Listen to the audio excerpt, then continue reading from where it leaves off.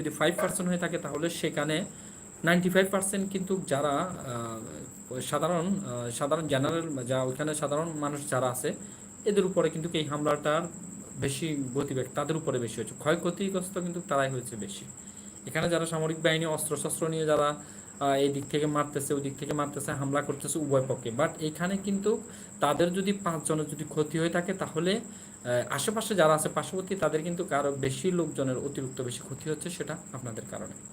So আমরা India এবং বাংলাদেশের ইন্ডিয়া পাকিস্তান বা যারা এই এগুলাতে এখন সংযুক্ত আছেন বা যারা এই যে আমার ভাষাভাষী যারা এই কথাগুলো শুনতেছেন বা এই ভিডিওটা দেখতেছেন, যদি সামরিক বাহিনী হয়ে থাকেন যে কোনো, হোক সেটা ইন্ডিয়া সে হোক সেটা পাকিস্তান, অবশ্যই ইন্ডিয়াতেও আমাদের মাতৃভাষার কলকাতার মধ্যে অনেকেই আছে আমাদের ভাষাভাষী।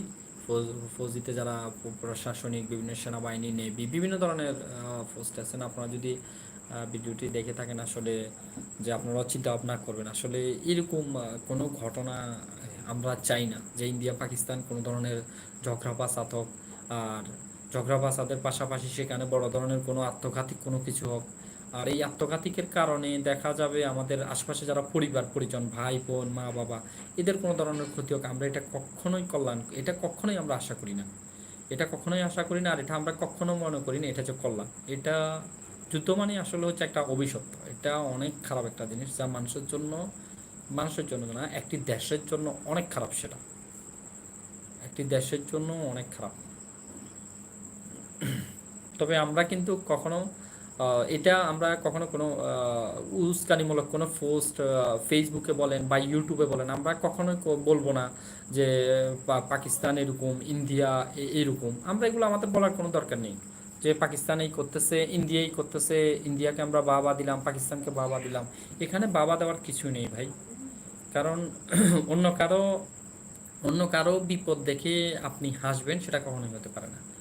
এটা কোনো ভালো একজন ভালো ব্যক্তিত্ব মানুষের বা একজন জ্ঞানী গুণী মানুষের কখনো তার কাল্পনিক যে চিন্তা চেতনা আছে সেটা কিন্তু তাকে তার মনের মধ্যে আনাটাই হচ্ছে তার সেন্সের মধ্যে আনাটাই হচ্ছে এক ধরনের বোকামি। সেটা আমরা চাই সেটা হচ্ছে যেভাবে এই দুটা দেশের মধ্যে যেভাবে একাত্মতা বোধ তারা বসে সেটাকে মিটমাট করবে এবং মিটমাটের মাধ্যমে তারা কিভাবে তাদের দেশকে দুজনের মধ্যে সামরিক বাহিনী হোক বা প্রশাসনিকভাবে হোক বা যেভাবে হোক তারা কীভাবে সুষ্ঠুভাবে তাদেরকে বন্টন করে দেবে যে এই ভেজালটি আছে ইন্ডিয়া পাকিস্তানে, সেটাকে কিভাবে তারা নিয়ন্ত্রণ করবে এবং কিভাবে সেটাকে বন্ধ রাখা যায় স্টপ করা যায় সেটাই উদ্যোগ নেবে ইন্ডিয়া এবং পাকিস্তান। আমরা এটাই তাদের কাছে আশাবাদী এবং আমরা কল্যাণকামী।